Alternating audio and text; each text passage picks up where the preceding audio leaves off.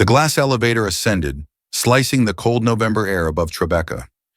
Ethan Hayes watched the city lights ignite below, but his mind remained fixated on the silence beside him.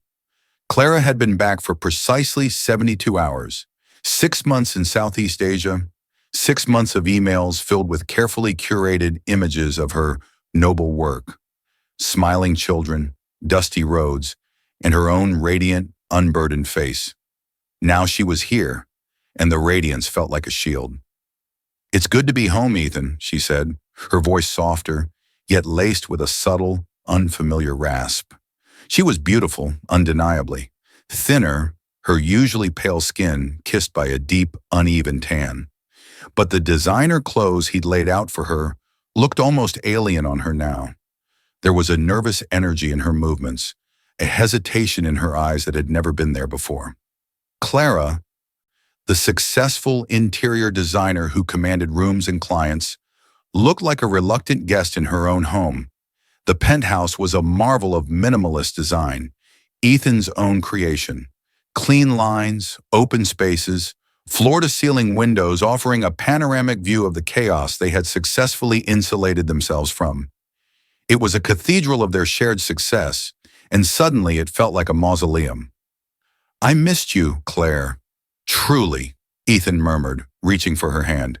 His touch was an appeal, a desperate attempt to bridge the 6-month chasm. Her hand felt dry, cool, and after a fractional but noticeable delay, she squeezed back.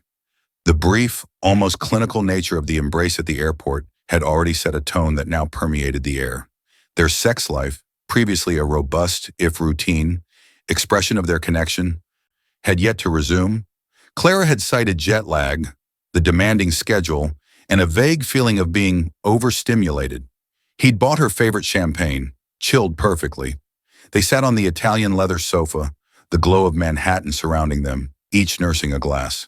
The conversation was stilted, a series of interviews rather than an exchange. She talked about the poverty, the resilience of the people, the clarity she'd found away from the New York noise. He talked about the major skyscraper project he'd just landed, the complexity of the steelwork, the compromises he had to make. Their narratives ran parallel, never quite intersecting.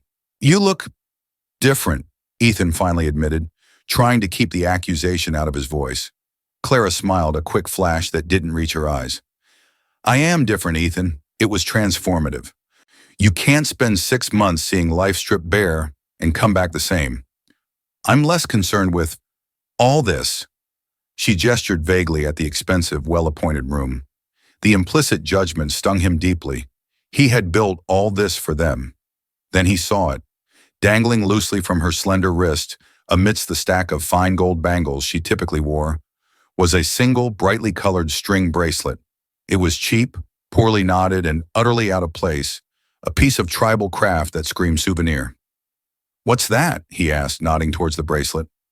Clara immediately pulled her arm into her lap, covering it with her other hand. "Oh, this, just a silly thing. One of the local girls made it for me. A little charm. I should probably take it off now. It's a bit ridiculous here." Her reaction was too quick, too defensive. She was hiding a small, insignificant piece of string as if it were a weapon. That night, lying in their expansive bed, the distance between them felt like an ocean. Ethan turned toward her, his desire mixed with an overwhelming sense of foreignness. He reached out, his hand resting tentatively on her hip. "Not tonight, please, Ethan. I'm just really exhausted," she whispered, turning her back to him, pulling the silk duvet up to her neck. His hand retracted, the rejection of physical blow. He stared at the immaculate ceiling, the intricate pattern of shadows cast by the city lights. It wasn't just the jet lag. It was the bracelet, the distant eyes, the strange new body language. The feeling was heavy and definitive. Something precious had been lost, and something dangerous had returned in its place. He was a master of structure and stability, but now the foundation of his own life felt critically undermined. He needed proof of the structural failure, not just a gut feeling. He was already planning how to find it. 2 weeks bled into each other, weeks characterized by an almost surgical precision of avoidance.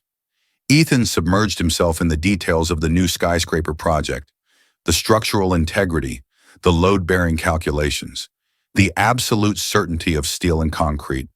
He sought refuge in the quantifiable, the predictable, anything to counteract the messy, unpredictable anomaly that was now his marriage. Clara spent her days reacclimating, which seemed to involve endless, vague phone calls and the obsessive rearrangement of their perfectly arranged apartment. The string bracelet was gone, replaced by the familiar cool gleam of gold, yet its impression remained a phantom limb on her wrist, a tiny vivid scar. The annual physical was a ritual they never missed. For the Hayes, health was a status symbol, a non-negotiable part of the high-octane Manhattan lifestyle. They went to the best, a discreet physician on Park Avenue who catered to their demanding, high-net-worth clientele. The doctor, a man named Dr. Stern with a silver temple and an air of detached competence, ushered them into his private consultation room. He shuffled the files on his desk, avoiding their eyes with the practiced grace of someone about to deliver bad news. "Clara, Ethan, let's talk about the results," Dr. Stern began, his voice level. He adjusted his glasses. "The general markers are excellent. Good cardiac health, cholesterol is stable. All vital signs are strong, except for one thing." Ethan's carefully constructed composure cracked slightly. He leaned forward, expecting a minor nutritional deficiency.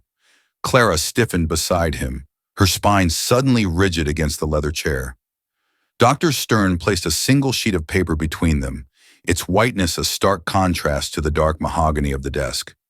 "Both of you tested positive for a minor sexually transmitted infection. Easily treatable, of course.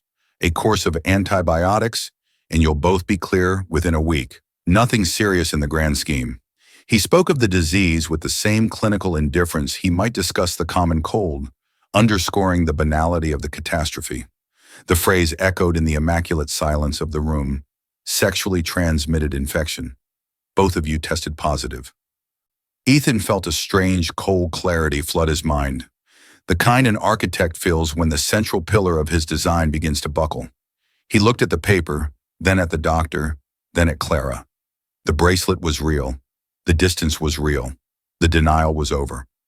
He did not shout. He did not move. He simply stared at Clara, an expression of dead, terrifying calm settling over his features. The silence was his weapon, his first act of emotional self-preservation. It was a silence that spoke volumes of betrayal, of the shattering of trust. Clara, however, dissolved. Her carefully maintained veneer of stoicism vanished. Her face went pale, and she brought a shaking hand to her mouth. "No, no, that's impossible," she choked out, turning her frantic gaze toward Dr. Stern. "It must be a mistake. The labs, maybe." "I assure you, Clara, the labs are triple-checked," the doctor replied gently. "Given the nature of the transmission and your recent shared history, it's clear. Perhaps the incubation period was longer than usual." He was giving her an out, a medical rationalization. Clara seized it desperately, her eyes wide and wet. "The trip. It must have been the trip. The conditions there were appalling, Dr. Stern.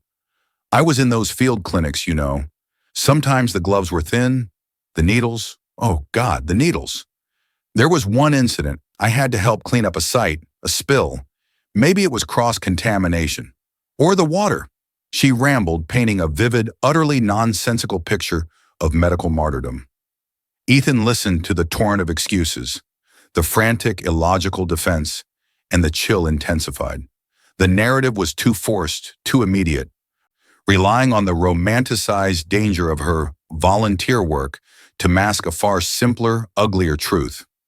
No amount of poor sanitation or stray needle pricks could logically account for an STD transmission in this manner, let alone one that now resided within his own bloodstream. "Clara," Ethan finally spoke. His voice was low, controlled, devoid of inflection.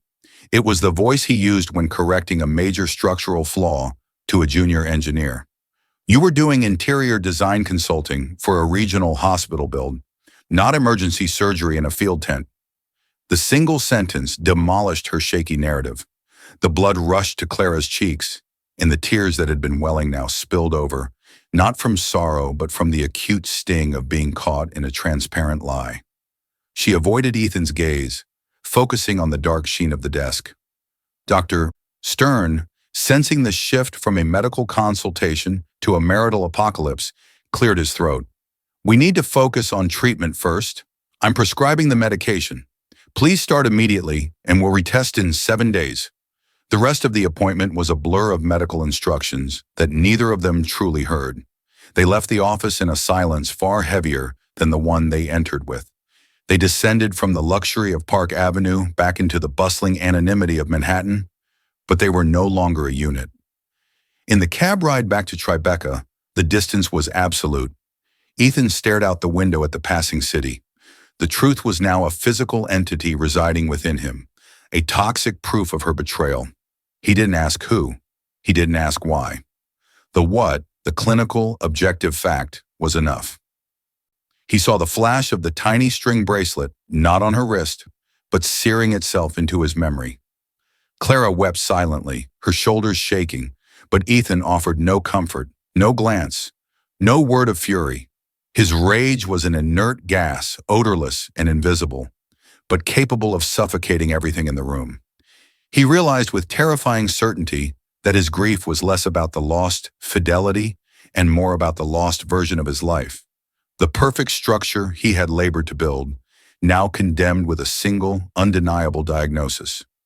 The war had begun, and the truth for now was the only weapon. The medicine bottle sat on the sleek marble countertop in the master bathroom, a silent, damning artifact of their shared secret. Ethan and Clara took the pills diligently, mechanically, the ritual of treatment replacing the ritual of intimacy. They moved around each other in the apartment like two celestial bodies whose orbits had fundamentally shifted, close enough to see the light, yet forever prevented from collision. Ethan did not pursue the confession. He didn't need one. He was an architect. He dealt in evidence, in stress tolerances, in the cold, hard logic of failure. Clara's clumsy lie about medical cross-contamination had been the verbal equivalent of a structural engineer admitting the concrete was cheap. The truth was now a matter of record, a clinical entry in their shared history. His investigation was purely digital, a quiet, methodical search conducted late at night in his home office, bathed in the blue light of the twin monitors. He was looking for a pattern, a name, a shadow in the background of one of the many photos Clara had posted during her trip.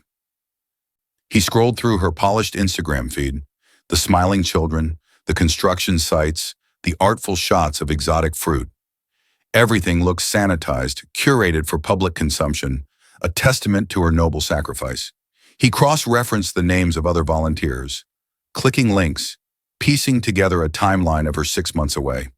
It was agonizingly slow, like sifting sand for a shard of glass.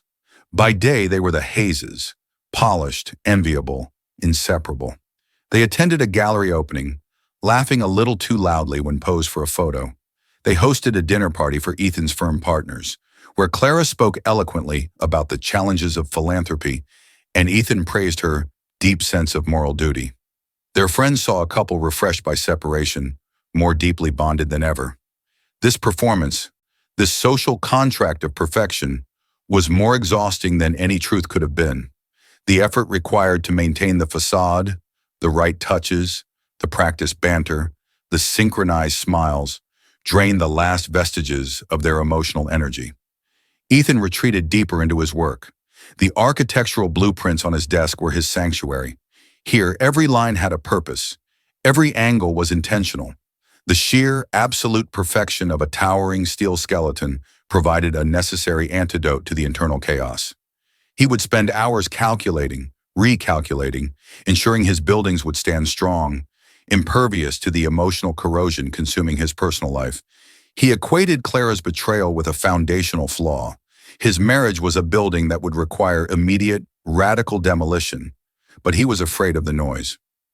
Clara, meanwhile, suffered under the weight of his passive judgment. His silence was louder than any accusation. She saw the calculation in his eyes, the cold, analytical stare that evaluated her as a failed project. She tried once to initiate a conversation while he was working, her voice small. "Ethan, we need to talk about—" "I'm on deadline, Clara," he interrupted, his gaze fixed on the glowing screen. Whatever it is, it can wait until after the meeting tomorrow. The words were neutral, but the implication was clear. Nothing you have to say is as important as the structural integrity of this tower. That night, she didn't join him in the master bedroom. She dragged a cashmere throw blanket from the closet and settled herself onto the long, minimalist sofa in the living room, surrounded by her own flawless designs. The sofa was too stiff, too short, the arrangement too visually perfect for rest, yet she found a strange comfort in the voluntary discomfort. It was a physical manifestation of her need for penance, a clear, unmistakable boundary. Ethan watched her from the doorway for a long time, the shadow of his 6-foot frame falling across the room. He didn't argue. He didn't question.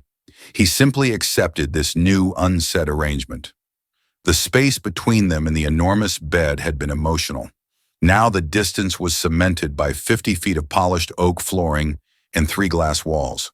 The isolation was complete. They were 2 people trapped in a glass cage, visible to the world as a united front, but miles apart, staring at each other across an empty chasm created by a single, cheap string bracelet and a medical diagnosis. The silence between them was not the absence of sound, but the presence of every unspoken, damning thought. And somewhere, hidden deep in the metadata of Clara's life, Ethan knew the identity of the ghost that had infected them both was waiting to be discovered. The digital scavenger hunt had become Ethan's midnight ritual. His fingers traced the cold glass of the trackpad, searching through cloud storage backups and archived documents, looking for the specific gravity of the betrayal. He wasn't searching for lurid details. He was searching for a name, a verifiable co-conspirator to pin the blame on. He found it accidentally, hidden deep within a file labeled Design Mood Boards, Q3, a journal file disguised as a series of notes for a client presentation. He hesitated for a long moment, his thumb hovering over the open command. This was the moment of no return. He was crossing the line from suspicion to absolute knowledge. He clicked. What he found was not a chronological account of sexual encounters, but a sprawling, frantic landscape of Clara's inner life. It wasn't about him, it was about her. October 14th, somewhere in the Mekong Delta. He sees me. Not as Ethan's wife, not as the woman who chooses expensive textiles and hosts flawless dinners. Here I am just Clara, muddy, exhausted, useful. The light is different, raw.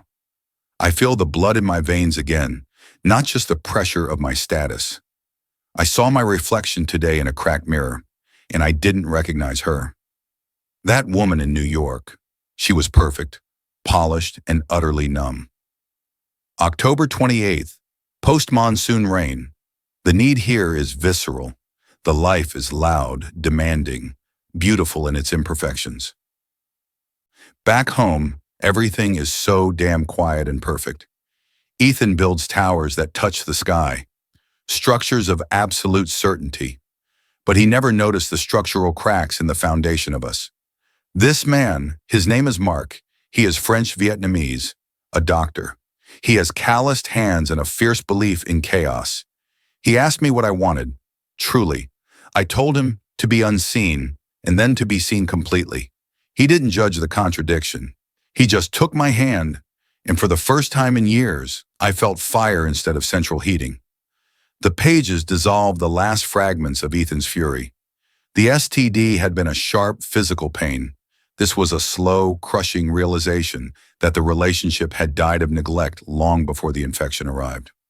Her betrayal was not a spontaneous act of lust, but a desperate, catastrophic search for self-recognition. He lowered the laptop lid, the sharp click echoing in the vast, silent office. His head fell into his hands. He was blindsided not by infidelity, but by the devastating diagnosis of his own blindness. He had given her a life of flawless structure, a fortress of success, but he had forgotten to fill it with air and light for her soul. The marriage was not destroyed by the foreign element she brought back, but by the emptiness she had taken away.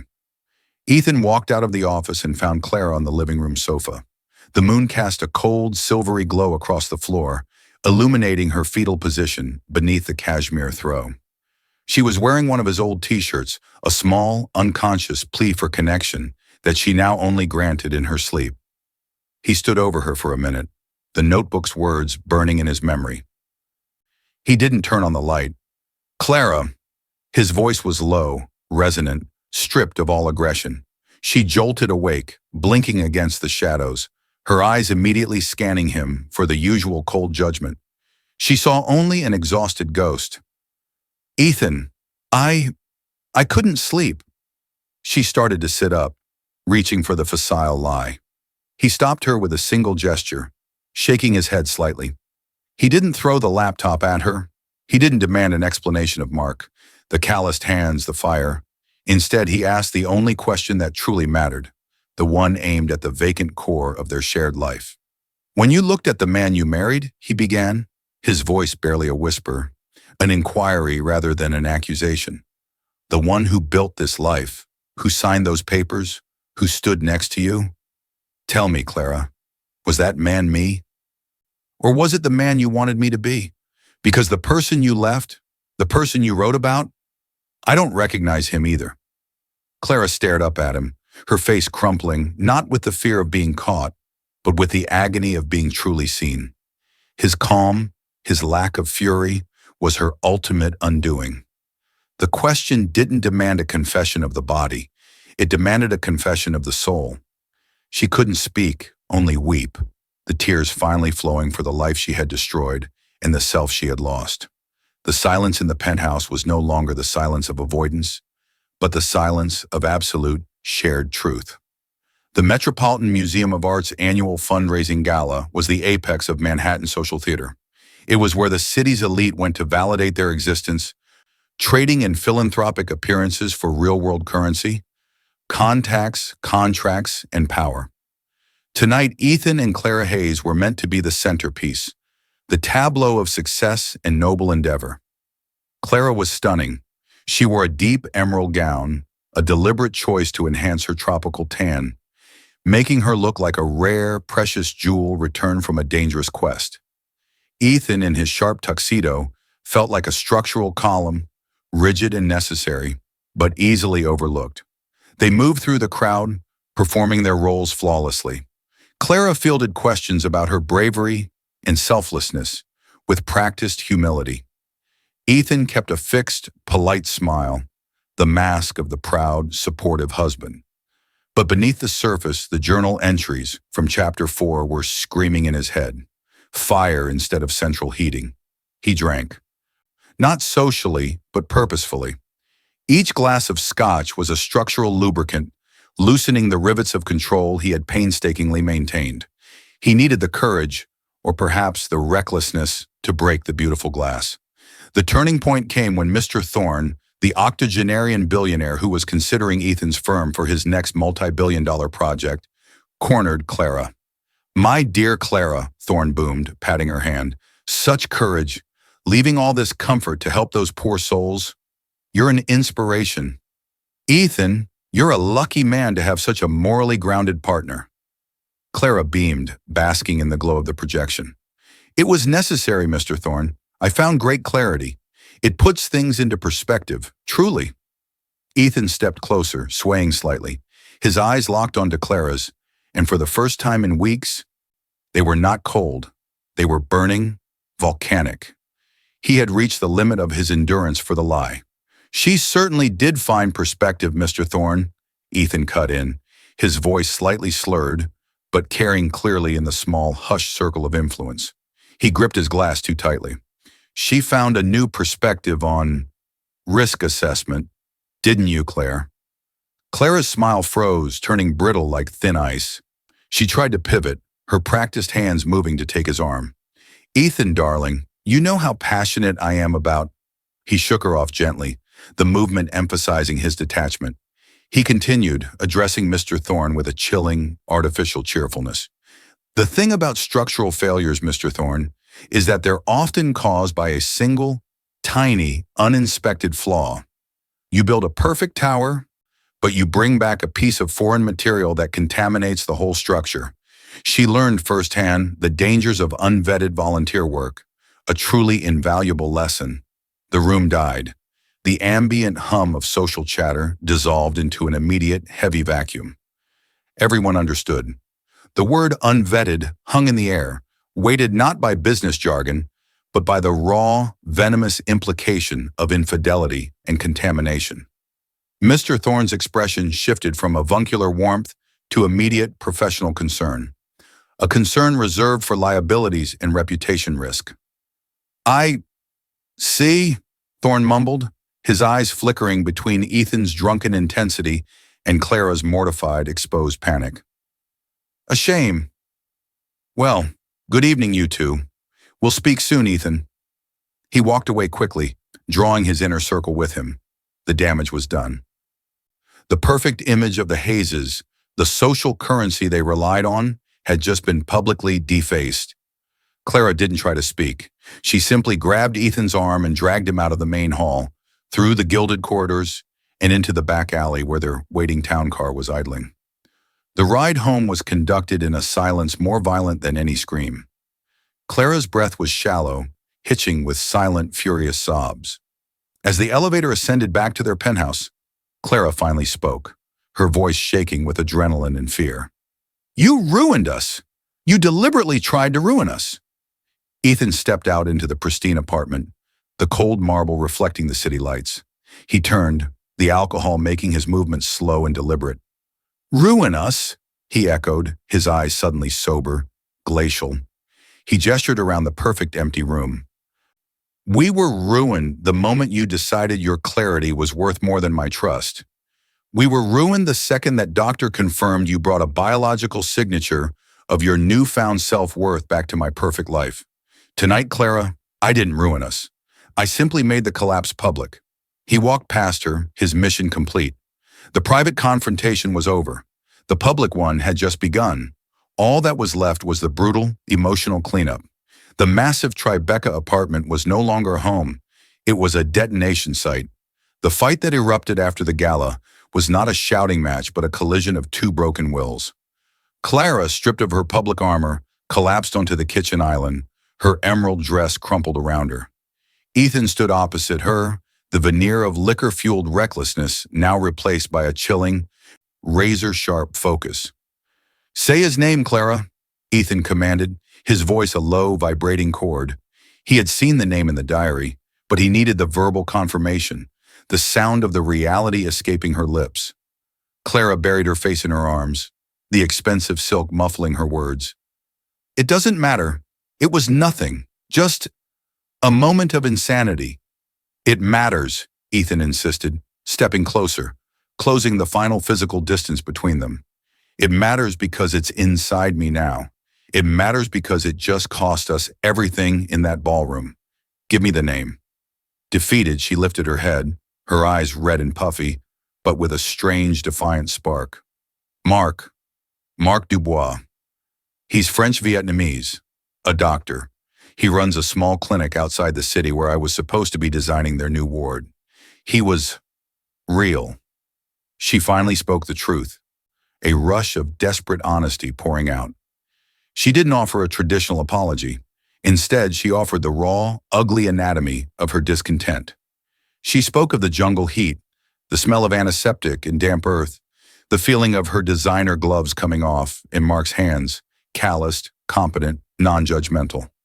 "You don't understand, Ethan," she pleaded, her voice cracking. "Here, I'm your accessory, the beautiful wife who ensures the dinner party is perfect. There I was just needed." Mark saw the fear, the desperation, and he didn't try to fix me with money or structure. He just saw me. Ethan listened, not to the justification of her affair, but to the devastating confession of his failure as a husband. He had built a life so perfect that she had to travel halfway across the globe, sleep with a stranger, and risk biological contamination just to feel the basic friction of existence. But one detail pierced his protective shell of self-pity, eclipsing the rest. "Did he know you were married?" Ethan asked. "Yes, he didn't care. He said everyone carries their own ghosts." "Did you tell him about the potential risks?" Ethan pressed, his voice hardening. "Did you tell him you had a life you were returning to? A husband you were sharing a bed with? Did you tell him that what you were doing wasn't just self-destructive, but potentially destructive to others? Clara flinched, looking away. I wasn't thinking about that. I wasn't thinking about you. Ethan stepped back, the full impact of her carelessness hitting him like a physical shockwave. He didn't care about the passion she found. He cared about the profound disregard for the consequence. You weren't thinking about me, he repeated, the phrase a death knell. He felt a profound realization. Her infidelity was a symptom, but her recklessness was the disease. You chose that risk, Clara, because you weren't afraid to lose me. That's the truth of the journal, isn't it? He whispered, his voice dangerously soft. The great adventure wasn't the sex. It was the indifference to the fallout. You valued your temporary chaos more than you valued the certainty of my love. The pain of her indifference was a superior agony to the pain of her touch with another man. It was the realization that he was expendable, replaceable. The desire for tearful reconciliation vanished. It was replaced by a cold, calculating resolve. If she had chosen chaos, he would choose control. He would find the weak point in her chaos. Go to sleep. Clara, Ethan said, his tone utterly final. We'll talk to the lawyers in the morning. He returned to his office, not to look at blueprints, but to look at the name. Marc Dubois, French-Vietnamese. Doctor, a quick search of professional registries and charity websites quickly yielded results. A LinkedIn profile, a photo, a rugged man in worn scrubs, smiling genuinely, his hands indeed appearing capable and calloused. He found an associated email address. Ethan sat before the glowing screen, his rage now channeled into a singular, malignant purpose. He had been emotionally wounded by Clara, but he would retaliate against the one who had provided the weapon. He would make Marc Dubois feel the consequence of his chaos and his non-judgment. He would find a way to reach across the ocean and touch the man who saw his wife, and in doing so, ruin the one thing Marc valued, his good name. The architect was preparing to demolish a life. Ethan sat at his desk, the architect's lamp casting a harsh, singular cone of light on his face. Hours had passed since his confrontation with Clara, hours spent crafting his masterpiece of emotional destruction. The recipient field of the email was filled. Marc Dubois. The subject line was succinct, professional, and devastating. Information regarding recent patient contact and health disclosure. The body of the email was a clinical confession of Clara's infidelity and the medical consequence. Ethan wrote with the cold precision of a legal brief, detailing the timeline, the positive diagnosis for the STD, and the specific impact on his life and career. He implied with careful nuance the moral negligence of a physician who engages in casual, risky encounters while working in a vulnerable population. He was not just aiming for a professional reprimand, he was aiming for the complete erosion of the man's reputation, his life's work.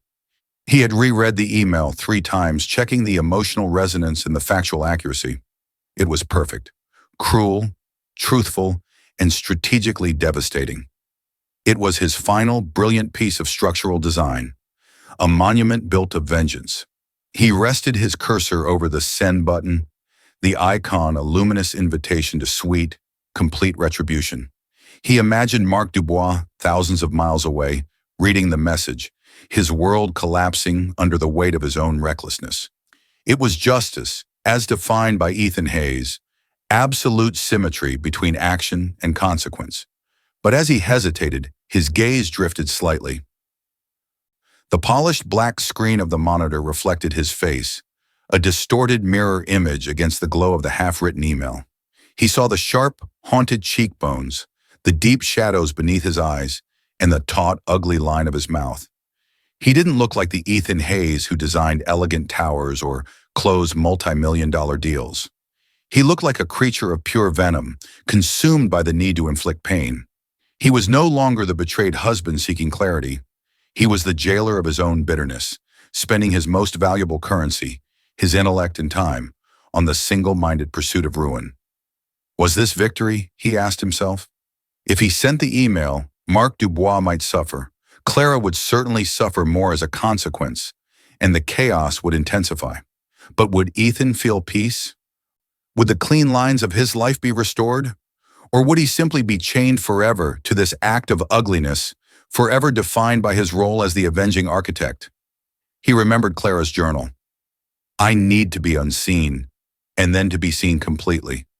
And his own question, was that man me? The man staring back from the screen was not the man he wanted to be. He was a man consumed by the betrayal, allowing his wife's infidelity to control his moral compass and professional focus.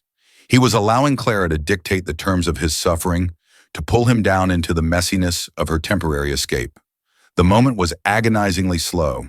The cursor blinked, urging him to send the message and complete the structural collapse. He took a deep, shuddering breath, filling his lungs with the air of his perfect, sterile home. An air now thick with the scent of his own trapped resentment. His hand trembled, but not with indecision. With a sudden, overwhelming surge of self-preservation, he shifted the cursor away from send and moved it directly to the delete draft icon. Click. The email vanished. The monumental structure of his revenge dissolved into the digital ether, leaving no trace. The only witness was his own reflection, which in the sudden absence of the destructive mission, looked slightly less strained, less utterly ruined. The action was not about forgiveness for Clara. It was about liberation for Ethan. By choosing not to punish her, or Mark, he was severing the toxic cord that bound him to their mistakes. He was reclaiming his own narrative. The truth, that he was strong enough to walk away from the easy satisfaction of vengeance, was his first real act of freedom since she returned. He pushed back from the desk, the heavy leather chair scraping against the floor. He didn't go to the master bedroom or the living room sofa. He walked to the window, looked out at the lights of Manhattan, and accepted the quiet, agonizing truth. His marriage was over, but he was still intact. The building had failed, but the architect was finally free to design a new life. The following months were characterized by a quiet, dignified retreat. There was no theatrical divorce battle, no angry division of assets, no smear campaign waged on social media. Ethan and Clara treated the end of their marriage like the dissolution of a complex, high-value partnership. Painful, expensive, but ultimately necessary and professional. The decision to delete the revenge email had set the tone. They would proceed with civility, acknowledging the death of their relationship without seeking to destroy each other further. Clara moved out first. The process of packing their shared life into boxes was an autopsy of their marriage. She didn't keep the fine china or the statement pieces of furniture. She kept the journal, the few faded photographs from their early, genuine days, and a worn-out copy of a book she'd read on the long flight home. Her final decision was to sell the Tribeca penthouse, a structure built on the illusion of their perfection. She needed to dismantle the temple they had built to their own success. She told Ethan she was leaving New York entirely. I need a place where no one knows me as Ethan Hayes' wife or the designer who worked on the Thorn project, she admitted one afternoon, standing amidst the skeletal remains of their living room.